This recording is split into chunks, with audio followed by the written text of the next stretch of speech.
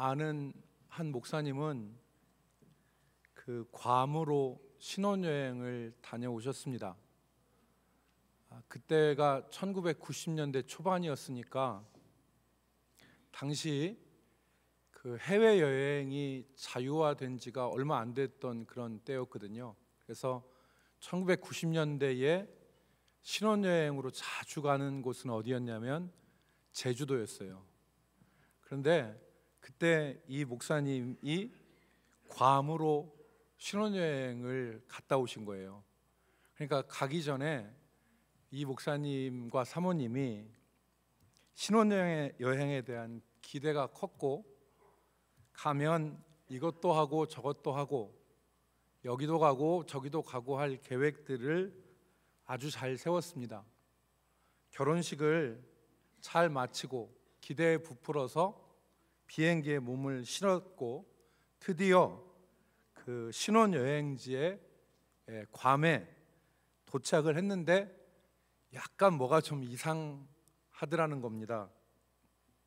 하늘은 어두웠고 바람은 거세게 불었답니다. 불안한 생각이 들기 시작했는데 아니나 다를까 호텔에 도착했는데 하늘에서 비가 장대비가 억수같이 내리더래요. 괌에 태풍이 불기 시작했던 거였습니다. 괌에 태풍이 시작된 거였어요. 그래서 이 목사님과 사모님은 신혼여행 내내 3박 4일 동안 호텔에서 한 발자국도 못 나가고 호텔 안에서만 3박 4일을 보내다가 끝날에 태풍이 지나갔대요. 그래서 그 맑은 날 비행기를 타고 다시 한국으로 귀국했다고 합니다. 잊지 못할 여행이었다고 저한테 말하더라고요. 여러분, 우리는 살아가면서 이와 같이 크고 작은 계획들을 세웁니다. 학생은 학업 계획을 세우고, 직장인들은 자기의 커리어에 대한 계획을 세우고, 부모들은 자녀 교육에 대한 계획을 세웁니다. 신앙인으로서 우리도 기도하면서 하나님의 뜻을 구하고 인생의 방향을 우리가 정하고 살아갑니다. 그런데 우리의 계획이 항상 그대로 이루어지는 것이 아닙니다. 때로는 예상치 못한 일이 벌어지기도 하고 원치 않는 상황이 우리에게 덮칠 때도 있습니다. 그럴 때 우리는 하나님 앞에서 갈등하게 되죠. 오늘 본문의 말씀은 예수님께서 십자가를 앞두고 겟세마네 동산에서 기도하신 장면입니다. 우리는 이 기도 속에서 인간적인 계획과 하나님의 주권이 부딪히는 모습을 볼 수 있습니다.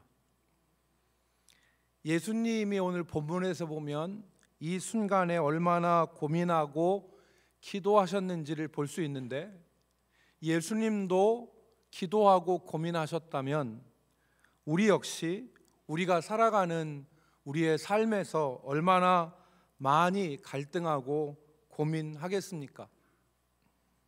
이 시간에 우리는 나의 계획과 하나님의 주권이라고 하는 제목으로 본문을 살펴보면서 우리가 계획을 세우고 살아가는 이 과정 가운데서 하나님의 뜻을 어떻게 받아들이고 또 살아가야 되는지에 대해서 같이 생각해 보도록 하겠습니다. 먼저 우리가 살펴보고 싶은 것은 예수님의 기도입니다. 예수님의 기도를 한마디로 정의하자면 두 가지 길 사이에서 드린 기도라고 말할 수 있습니다.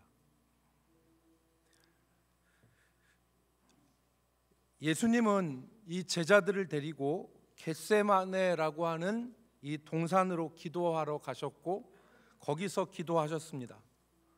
오늘 본문 38절 말씀에 보면 예수님이 제자들에게 이렇게 말씀하십니다. 우리 같이 한번 읽어볼까요? 이에 시작. 이에 말씀하시되 내 마음이 매우 고민하여 죽게 되었으니 너희는 여기 머물러 나와 함께 깨어 있으라 하시고. 아멘. 우리는 여기서 평소와 다른 예수님의 연약한 모습을 보게 됩니다. 예수님은 여러분 아시다시피 완전한 하나님이시죠. 그러나 또한 완전한 인간이셨던 것을 우리가 기억합니다. 이 말은 무슨 말이냐면, 우리가 여러분 이 손톱 사이에 작은 가시 하나가 들어가면 그게 얼마나 우리를 성가시게 만들고 이 손톱 밑에 들어간 가시가 얼마나 우리를 고통스럽게 하는지 우리가 잘 알고 있는데, 예수님도 그와 같은 고통을 느끼신 분이라는 거예요. 뿐만 아니라 육체적 고통뿐만 아니라 우리가 인생의 위기 앞에서 인생의 위기를 만나잖아요. 이 위기 앞에서 인생이 송두리째 날아가고 인생이 완전히 무너져 내릴 수 있겠다고 하는 그 두려움과 불안감에 우리가 떨기도 하는데, 그러한 불안과 두려움을 예수님도 동일하게 느끼셨다는 말입니다. 여러분, 그때 한 인간으로서 예수님의 기도가 39절에 기록되어 있죠. 내 아버지여, 만일 할만하시거든 이 잔을 내게서 지나가게 하옵소서.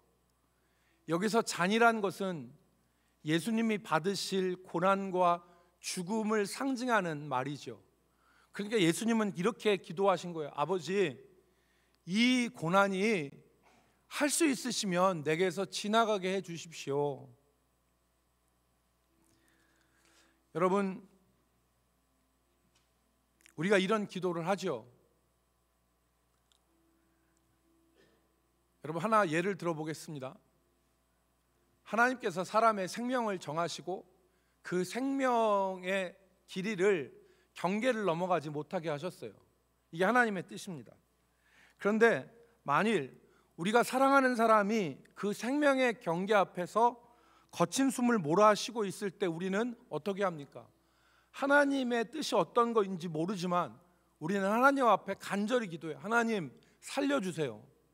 기도하지 않습니까? 만약에 그때 우리가 목석과 같이 덤덤하게 하나님께서 살리시든 죽이시든 하실 것입니다. 이런 사람은 없어요. 우리는 우리의 입장에서 하나님 앞에 기도하게 돼 있어요. 오늘 예수님의 기도는 그래서 정말 사랑하는 사람이 질병 가운데 있을 때 하나님 앞에, 하나님 이 질병을 떠나가게 해주시고 이 사람을 살려주십시오라고 우리는 간절히 기도하게 돼 있다는 겁니다. 그게 우리의 기도예요. 우리는 그런 기도 가운데 살아갑니다. 여러분, 두 번째 오늘 성경에서 우리가 발견할 수 있는 것은 하나님의 뜻입니다. 아버지의 뜻이에요. 예수님은 이 잔을 내게서 지나가게 하옵소서라고 기도하셨을 뿐만 아니라 이어서 기도하셨는데, 그게 바로 뭐냐면 나의 원대로 마옵시고 아버지의 뜻대로, 아버지의 원대로 하옵소서 마저 기도하신 것입니다. 우리의 소원과 우리의 생각이 있지만 그럼에도 불구하고 우리가 구할 것은 하나님의 뜻인 줄로 믿습니다. 여러분, 예수님은 이 기도를 통해서 고민되는 상황 가운데서, 즉 나의 계획과 하나님의 뜻이 충돌할 때 우리가 어떻게 해야 되는지를 보여주신 것입니다. 좀 더 구체적으로 말씀드리면 두 가지 경우가 있을 수 있습니다. 첫 번째는 아버지 하나님의 뜻이 분명하게 드러났을 때, 그때가 첫 번째 경우입니다. 우리가 살아가는데 나의 소원과 아버지의 뜻이 다른데 아버지의 뜻이 분명하게 드러났을 때, 이때는 나의 계획과 나의 뜻을 내려놓고 아버지의 뜻을 따라야 됩니다. 성경에서 예를 보여주고 있죠. 창세기 20장에 보면 아비멜렉이라는 사람이 아브라함의 아내 사라를 아내 삼으려고 데리고 옵니다. 아비멜렉이라고 하는 사람한테 아브라함이 뭐라고 했냐면 내 부인이 아니라 내 누이라고 그랬어요. 그러니까 아비멜렉이 사라를 자기 아내 삼으려고 데려와요. 그런데 하나님께서 이 아비멜렉에게 뭐라고 말씀하시냐면, 사라는, 이 여자는 남편이 있는 여인이라는 것을 알게 해주세요. 그래서 창세기 20장 3절 말씀에 이렇게 기록되어 있습니다. 그 밤에 하나님이 아비멜렉에게 현몽하시고 꿈에 나타나시고 그에게 이르시되 내가 데려간 이 여인으로 말미암아 내가 죽으리니 그는 남편이 있는 여자임이라. 이때 아비멜렉은 이방인이었음에도 불구하고 자기의 소원대로 하지 않고 사라를 가까이 하지 않습니다. 하나님께서 아비멜렉에게 범죄하지 않도록 하나님의 뜻을 알게 하신 것이고, 아비멜렉은 여호와의 뜻대로 그 여인 사라를 가까이 하지 않은 것입니다. 하나님의 뜻이 분명히 드러났을 때는 나의 계획과 나의 뜻을 내려놔야 돼요. 그런데 하나님의 뜻이 분명한데도 불구하고 하나님의 뜻을 따르지 않는 경우가 있습니다. 민수기 14장에 보면 이스라엘 백성들이 가데스 바네아에 있을 때 모세는 이스라엘 백성들에게 이렇게 말했습니다. 여호와께서 너희 중에 계시지 아니하시니 올라가지 말라.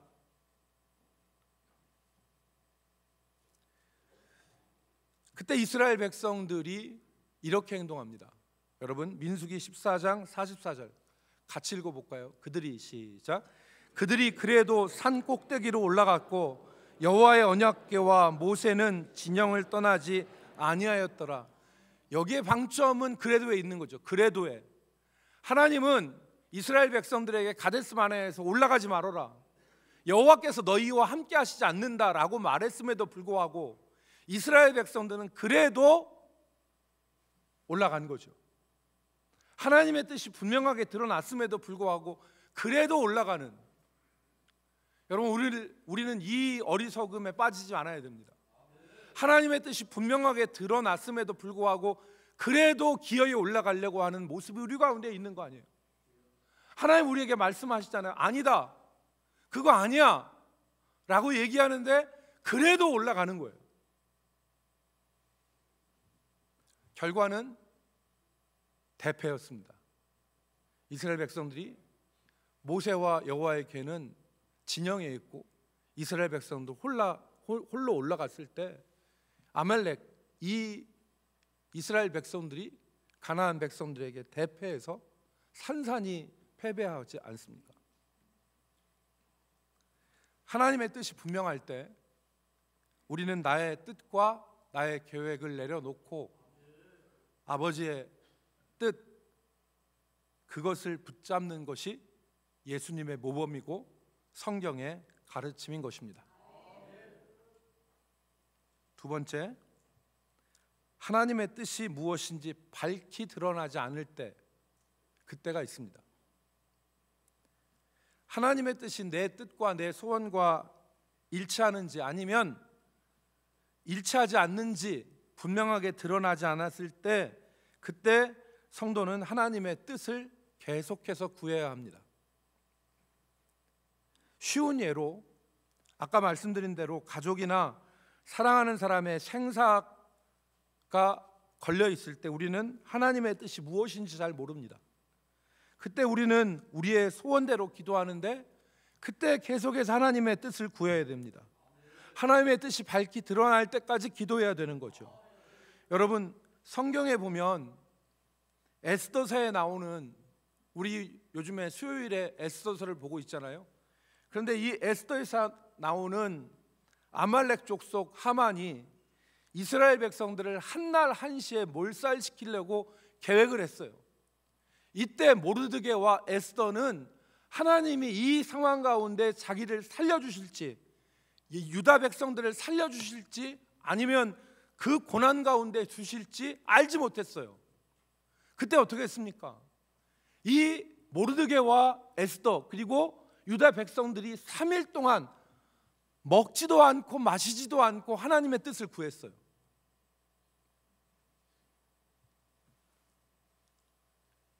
욥기는 구약성에 나오는 욥기는 하나님의 뜻을 찾는 과정을 우리에게 알려주는 것입니다. 욥은 자신이 당한 고난에 있어서 자기는 무죄하고 죄가 없고 자기는 의롭다고 주장을 했습니다. 그게 욥의 주장이에요. 욥기 42장 전체를 놓고 볼 때 여러분 욥이 얘기한 것은 뭐냐면 나는 무죄하고 나는 의롭다는 것을 욥이 계속해서 주장하고 기도하죠. 그런데 친구들은 어떻게 말합니까? 네가 죄가 없으면 하나님이 어떻게 너를 징계하시겠느냐? 지금 네가 당하는 이 징계, 자식 잃고 재산 잃고 네 몸에 병이 생긴 것은 너의 죄악 때문에 하나님께서 너를 치신 것이다라고 계속해서 욥을 정죄하죠. 그랬을 때 욥은 자신이 무죄하고 의롭다고 하는 것을 고집하고 기도했습니다. 그런데 이 팽팽한 씨름이 욥기 40장부터는 바뀌죠. 욥기 40장부터는 결론 부분에 하나님의 뜻이 드러납니다. 하나님의 뜻이 무엇입니까? 이 친구들이 얘기한 것처럼 죄악에 있어서 징계, 의로움에 있어서 형통과 축복, 단지 단순한 공식이 아니라 의인도 고난을 받을 수 있고 하나님은 그 고난으로 말미암아 하나님의 놀라운 섭리를 이루실 수 있다는 것이 드러나지요. 그랬을 때 욥의 태도가 바뀌죠. 어떻게 바뀝니까? 욥이 죄를 뒤집어 쓰고 티끌 가운데 회개합니다. 욥기 42장 3절과 6절에 보면 나는 무지한 말로 이치를 가렸고 내가 알지도 못하는 말을 짓거렸습니다. 이렇게 하나님 앞에 회개해요. 그리고 하나님의 뜻을 받아들입니다. 오늘 욥기는 우리에게 무엇을 가르쳐 주냐면 하나님의 뜻을 찾는 방법을 가르쳐 주는 거예요. 오늘 우리는 우리의 주장을 합니다. 우리는 이렇게 생각합니다.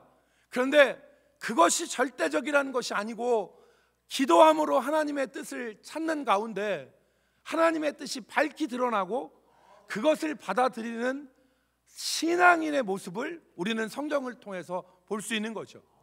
그리고 그 축소판, 결정판이 바로 겟세마네 예수님의 기도입니다. 나는 이 잔이 내게서 지나가기를 원해요. 그런데 아버지의 뜻이라면 아버지의 원대로 하여 주옵소서.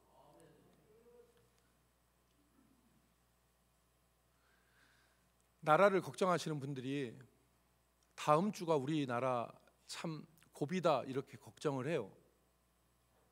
여러분 다음 주 말 정도 되면 대통령 탄핵 선고가 예정되어 있습니다.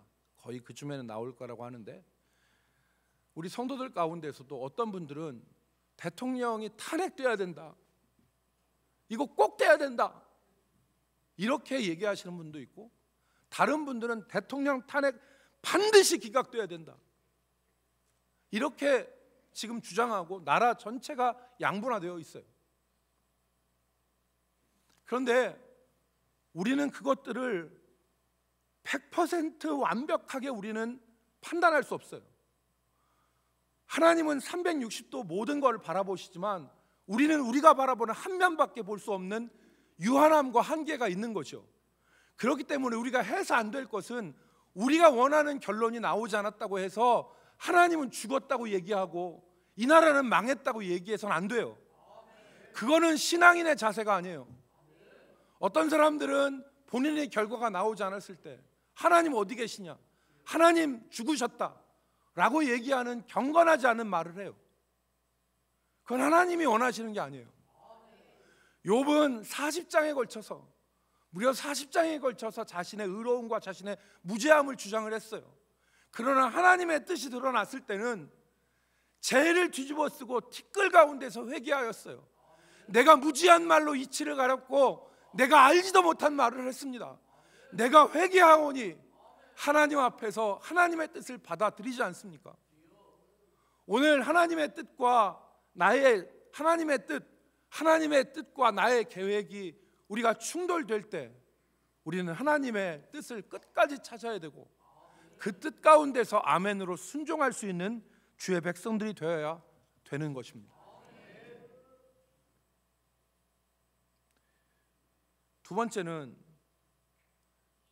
이 제자들의 실패를 통해서 우리가 하나님의 뜻을 찾는 방법을 생각해 보면 좋겠습니다. 제자들의 실패는 기도하지 않음에 있었습니다.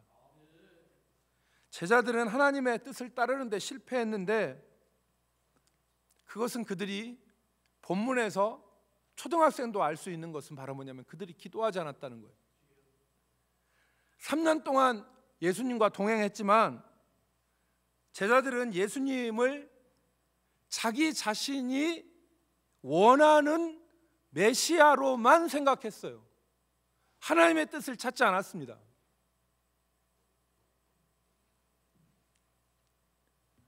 여러분, 우리가 기도하는 것은 하나님의 뜻을 찾는 거죠.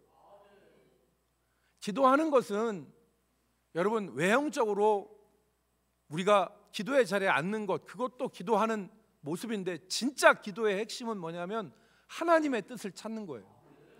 그런데 여러분, 이 제자들은 하나님의 뜻을 찾지 않았어요. 3년 동안 예수님과 함께 먹고 자고 다녔습니다.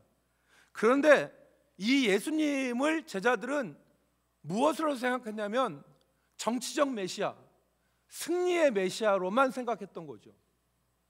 예수님은 곧 이 유다 나라를 다 뒤집어서 로마 놈들을 쫓아내고 이 땅에 새로운 하나님 나라를 세울 정치적 메시아로 생각하고 승리의 메시아로 생각했어요. 고난받는 메시아라고는 1도 생각하지 않았죠. 우리가 그걸 어떻게 알 수 있습니까? 여러분, 마태복음 20장에 보면 세베대의 아내 야고보와 요한의 어머니가 예루살렘 입성하는 예수님 앞에 와서 당신이 그 나라를 세우실 때 그 나라에서 내 아들의 하나는 주의 보좌의 우편에, 하나는 주의 보좌의 좌편에 앉게 해주십시오 라고 얘기를 해요. 그리고 나머지 10 제자는 이 말을 듣고 분노합니다. 그러니까 제자들이 공이 어떻게 한 거예요? 정치적 메시아, 승리의 메시아를 생각한 거죠. 예수님은 오늘 아버지의 뜻을 찾기 위해서 기도하시고 그 정도가 어느 정도였냐? 고민하여 죽을 때까지 죽게 될 때 정도로 기도하셨어요. 그만큼 아버지의 뜻을 간절히 구한 거예요. 근데 제자들은 요즘 말로 1도 아버지의 뜻을 구하지 않았어요. 여러분, 예수님이 기도하실 때 땀방울이 땅에 떨어지는 핏방울이 되도록 기도하신 것은, 그리고 제자들이 1시간도 기도하지 못하고 졸고 잤던 것은 무엇의 차이냐? 본질적으로 보면 아버지의 뜻을 얼마나 구했느냐, 아버지의 뜻에 얼마나 무관심했느냐의 차이예요. 예수님은 아버지의 뜻을 찾을 때 고민하여 죽을 정도로 아버지의 뜻을 찾은 것이고, 제자들은 아버지의 뜻을 전혀 생각하지 않은 거예요.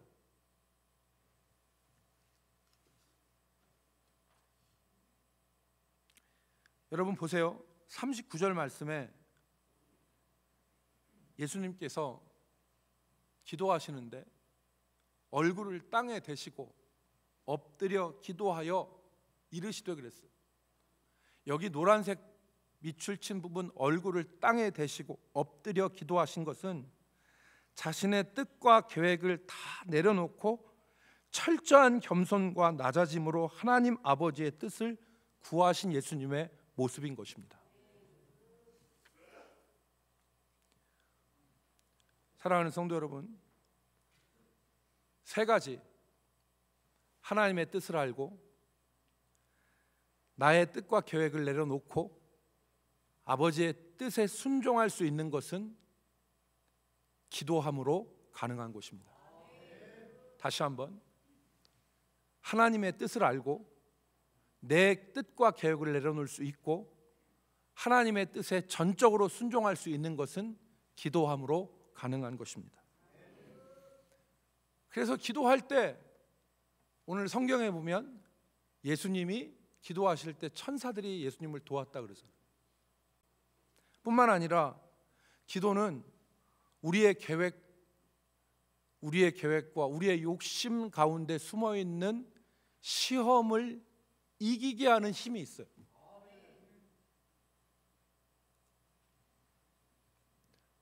여러분, 우리가 인생을 돌아보면 우리의 뜻과 우리의 계획 가운데 우리의 욕심이 얼마나 많이 들어있어요. 그런데 그 욕심이 무엇을 불러오냐면 시험을 불러와요. 그런데 기도하면 하나님께서 시험에 들지 않도록 하신다는 말씀을 하신 것입니다.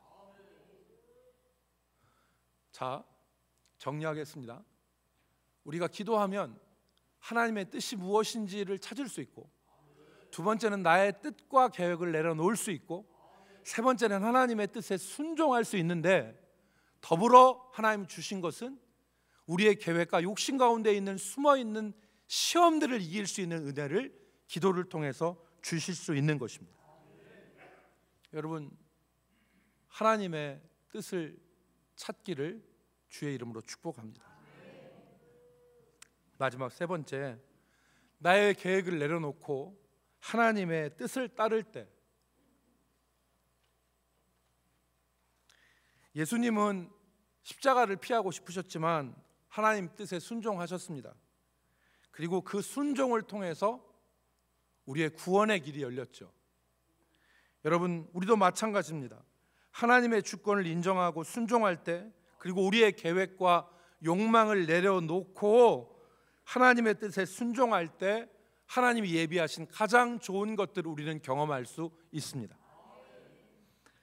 하나님은 선하시고 그 하나님 우리를 가장 선한 길로 인도하시는 분이시기 때문에 그렇습니다. 그래서 내 계획과 내 뜻을 내려놓고 하나님의 뜻을 따라갈 때 우리는 예비하신 가장 좋은 것을 경험할 수 있습니다. 우리 하나님의 뜻을 따라 살아갈 때 실패를 경험할 수 있습니다. 하나님의 뜻을 따라갔는데 예수님도 승리하신 게 아니에요. 십자가에 못 박히시고, 못 박히기 전에 조롱받고 멸시받고 그리고 모욕을 당하셨죠. 아까 말씀드렸듯이 우리 손톱 밑에 가시 하나만 들어가도 우리가 못 견디는데, 예수님은 십자가에 못 박히시고 그 전에 모든 그 모욕과 수치를 다 당하시잖아요. 로마 군인들이 예수님을 옷 벗기지 않습니까? 그리고 갈대로 지팡이 삼아서 예수님의 얼굴을 때리고, 얼굴에 침을 뱉고, 손바닥으로 얼굴을 때리고, 그러면서 예수님이 십자가에 못 박혀서 숨을 헐떡거리고 계실 때, 그때 밑에서 마귀가 한 사람을 시켜서 예수님을 조롱하죠. 자기도 구원 못하는 자가 어떻게 남을 구원할 수 있겠느냐. 이거 심각한 조롱이에요. 그 조롱을 당하십니다. 그런데 이때 대제사장들과 서기관들은 완전한 승리를 했다고 축배를 들죠. 우리 삶에서 이런 일이 있습니다. 이런 일이 있는데 그 실패 가운데 우리가 있을지라도 우리는 하나님의 주권을 신뢰해야 합니다. 오늘 우리가 하나님의 뜻을 따르다가 실패했으면 그 실패는 실패가 아닙니다. 왜냐하면 하나님께서 그 실패 가운데 예수 그리스도의 실패와 고난을 통해서 우리의 죄를 대속하시고 예수 그리스도를 부활의 주로 세우시는 역사를 이루셨기 때문에 우리의 삶에도 마찬가지입니다. 우리가 하나님의 뜻을 따르다가 실패하고 모욕을 당하고 고난을 당할 때, 그때 그 실패는 실패가 아닙니다. 여러분, 요셉은 17살에 노예로 팔려서 30살에 국무총리가 될 때까지 장장 13년을 실패 가운데 하나님이 놔두셨습니다. 그런데 우리는 그 실패를 실패로 알지 않아요. 하나님께서 주시는 축복의 준비 과정이었다는 것을 우리는 알 수 있습니다. 마찬가지입니다. 오늘 우리가 하나님의 계획 가운데 하나님의 뜻을 받아들였을 때 실패하고 고난당할 때 하나님의 섭리를 신뢰하고 하나님의 주권을 신뢰하는 믿음으로 견디는 주의 백성들이 되기를 주의 이름으로 축복합니다. 두 번째, 하나님의 계획은 우리의 이해를 초월하는 것입니다. 오늘 우리가 보지 못하는 게 많아요. 그런 하나님의 주권을 믿고 하나님의 주권을 붙잡고 신뢰하면 하나님께서 우리 가운데 놀라운 일을 이루십니다. 여러분, 이사야 55장 8절로 9절 말씀, 하나님의 계획은 우리의 이해를 초월한다는 이 말씀을 우리가 붙잡기를 바랍니다. 이사야 55장 8절 9절 같이 읽습니다. 이는 내 생각이, 시작, 이는 내 생각이 너희 생각과 다르며 내 길은 너희 길과 다름이니라. 여호와의 말씀이니라. 이는 하늘이 땅보다 높음같이 내 길은 너희 길보다 높으며 내 생각은 너희 생각보다 높음이라. 아멘. 사랑하는 성도 여러분, 말씀을 정리하겠습니다. 나의 계획과 하나님 뜻 가운데서 고민할 때 기도하십시오. 하나님께서 하나님의 뜻을 알게 하시고 내 계획을 내려놓을 수 있는 은혜를 주시고, 그리고 하나님의 뜻에 전적으로 순종할 수 있는 은혜를 허락하여 주십니다.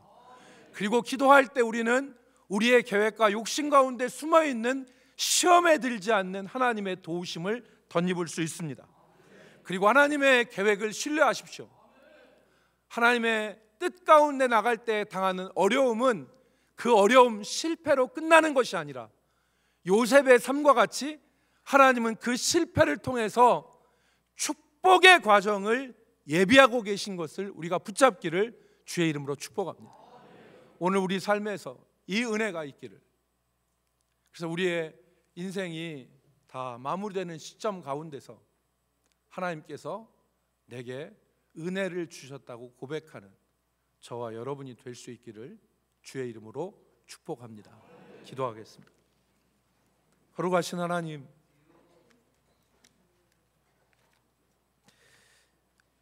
우리의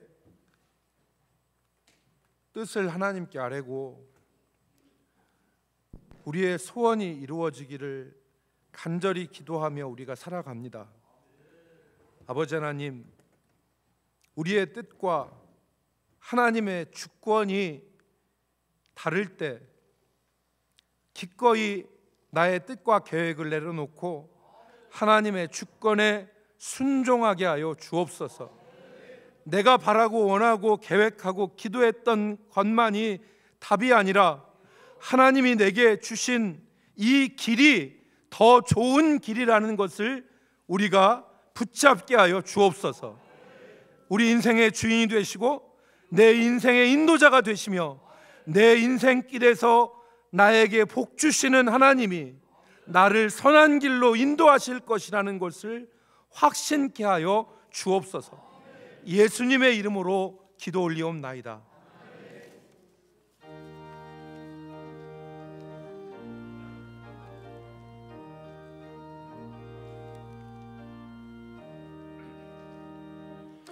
내 주여 뜻대로 행하시옵소서. 온 몸과 영혼을 다 주께 드리니 이 세상 오락한 주 인도하시고 날 주관하셔서 뜻대로 하소서. 내 주여 뜻대로 행하시옵소서. 큰 근심 중에도 낙심케 마소서. 주님도 때로는 울기도 하셨네.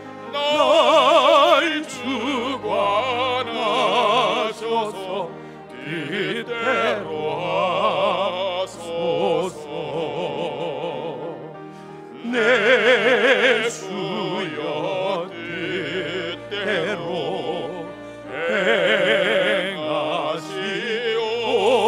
행하시옵소서. 내 모든 일들을 다 주께 맡기고 저 천성 향하여 고요히 가리니 살든지 죽든지 그대로 하소서. 3절 다시 찬송하겠습니다. 내 주여 뜻대로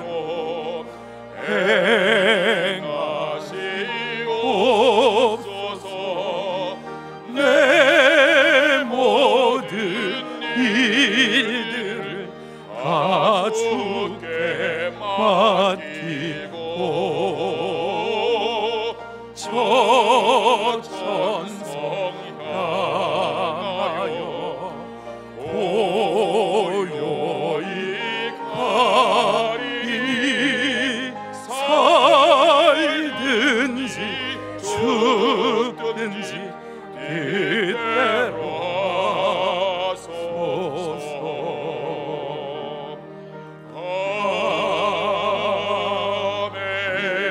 아멘. 지금은 우리의 영원한 생명